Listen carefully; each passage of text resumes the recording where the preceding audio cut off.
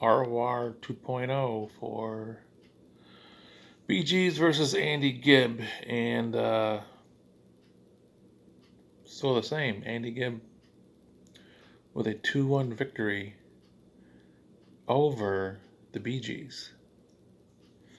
So I touched on a lot of Jay's things yesterday. I don't know if there's anything else for Jay, except Jay, sounds like you're going to the beach today, maybe?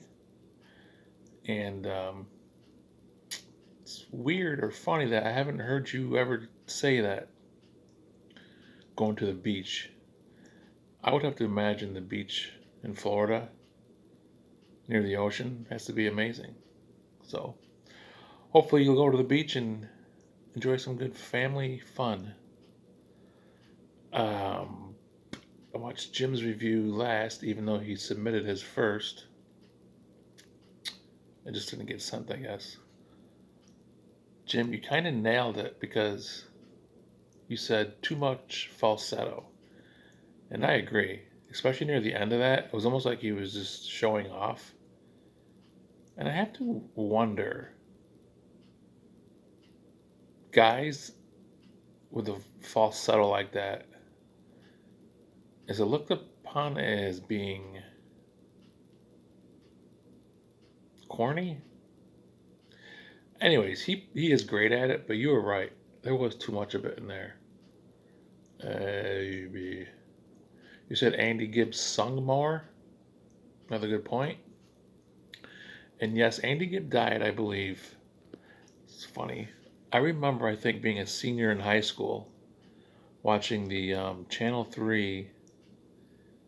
Well, it was the news. It was on Channel 3, but I feel like it was a not a local one.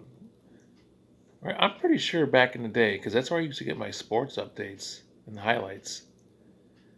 Was I'm sure you guys don't remember, but his name was Jimmy Cephalo. He did the sports on this NBC News. I mean, it wasn't nightly news. I guess it was morning news, which I don't think they have anymore. But Jimmy Cephalo was a former receiver in the NFL with the Dolphins, and he was their news guy. Anyway, on that news program, I remember one morning before going to school, they announced that Andy Gibb died, and I was like, "Holy shit!" Pretty sure it was drug related. But you're talking over 30 years ago. He could not have been more than 25 years old. Maybe a little bit more. But yeah, he died very young. And Barry Gibb is the only guy that's still alive. There was Maurice, and I don't know. The one that looked a little feminine. I think Maurice was the other guy, but the guy, I'm talking about the guy that looked kind of feminine. I don't know his name, but I think he's also deceased now. Um, Don, how do you?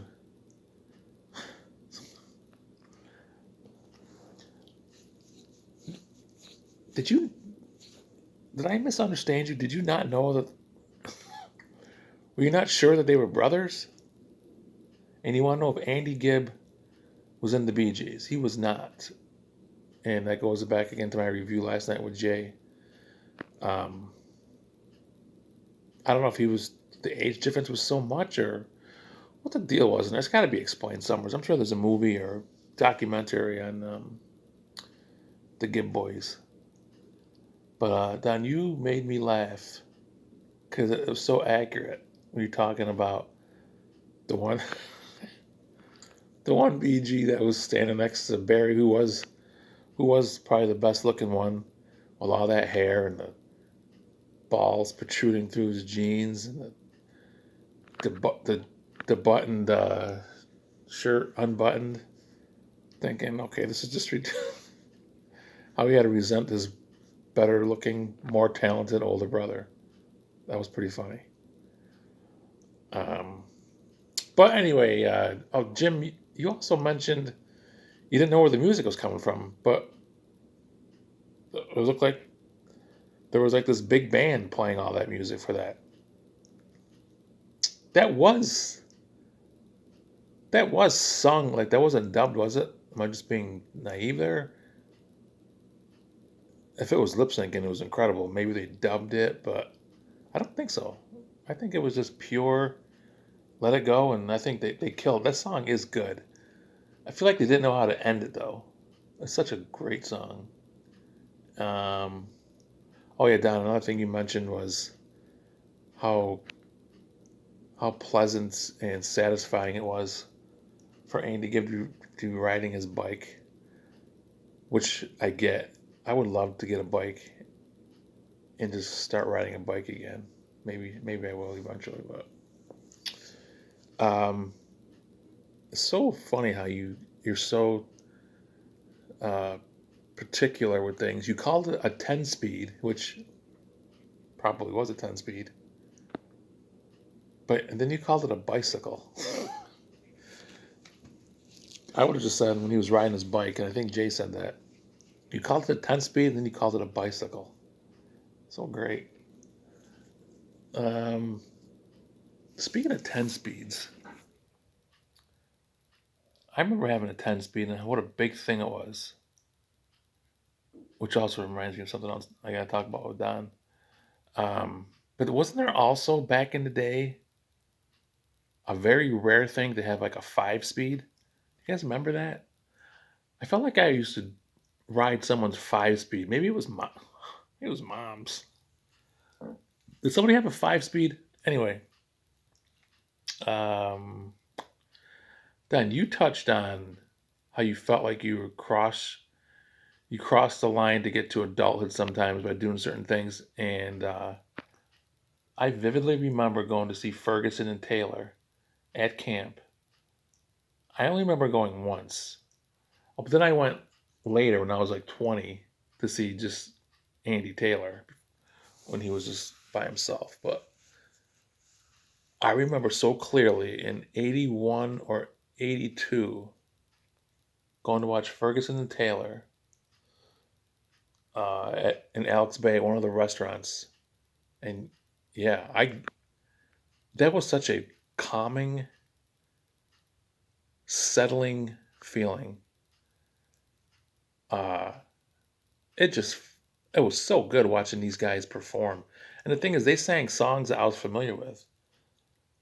I remember specifically a song. I don't know the name of it, but it's the one that Will Smith remade. Uh, just the two of us. I remember listening to just the two of us, and he killed that song. Killed it. I mean, he crushed it. But yeah, it was funny you mentioned that. That memory has always been etched in my brain for years. Once in a while, I'll think of it. I'm wondering, like, what was mom and dad's? Were they just because I know they were big fans of them? Did they really want to take us? Were they like, I want to go see these guys, and we're just gonna drag the kids with us? I felt like there might have been a couple of other kids there, but it was. I loved it. It was great. I wonder if Jim and Jay remember that. I bet you Jim does. And Jim, I remember going to see Andy Taylor years later. It was when Sue went, you, me, and Diane. And I remember they took requests. This is I had a request. I had just gotten really kind of into like a phase of Elton John, and one of my favorite songs from Elton John still to this day is Yellow Brick Road. And for some reason, I remember the waitress came over, and because I think that's how they were doing it. If you wanted a request, you would ask your waitress, and I remember writing it on a piece of paper she gave me, and eventually she brought it up to them, and he couldn't play it. He didn't know it, but it was funny because he's like, "Oh, we got a request for Yellow Brick Road," and they just didn't have it in their arsenal, I guess. But they played like 4 seconds of it, and but it was like, "When are you gonna come down?" And they were playing with the music. He goes, "Yeah, that's all we know." um. Anyways, that's my Ferguson slash Andy Taylor reference. Wasn't Ferguson's name Joe? 'Cause I always found that to be kind of cool that It was Joe Ferguson, especially in the early 80s, and that's the name of the Buffalo Bills quarterback. But what else? What else is there? Today is Alex's birthday. Going to mom and dad's. Pizza and wings, which is always great. But I don't think Alex likes anything. His eating. He eats pizza and wings. That's his favorite food, which is fine, but doesn't like spaghetti sauce. Doesn't like lasagna. If he goes to a restaurant, I don't know what the hell he would order. But anyways, that's what we're doing. We're going to have pizza and wings. Jeremy's home finally for good, or for the summer, or until he gets a steady job. So I'll see him later. That's always good. Um, I don't know. That's about it. And then tomorrow I'm off. Don't know what I'm doing. NBA playoffs starting Tuesday. Does anyone give a shit? I'm a little bit into it. This is the least amount I've ever been into it. 11.5 minutes. Who's still watching? But what's cool of the NBA playoffs these days, because they did it with the bubble last year and they're keeping it. Usually it's 8 teams to make the playoffs. 8-1, 7-2, and so on. So 10 teams are sort of making the playoffs. 9 is playing 10 in one game on Tuesday. 9 plays 10. The loser is out. 7's playing 8. The loser plays the winner of the 9-10 game, and the winner of the 7-8 game becomes the 7 seed. And then the winner of the other game, you're still following me, becomes the 8 seed. Pretty cool, because you're getting like a game 7 type thing first night, and then like a sort of a best of 3, but with 2 different. No one's listening. Who gives a fuck? Anyways, that's about it, guys. I gotta go, and I'll talk to you guys later.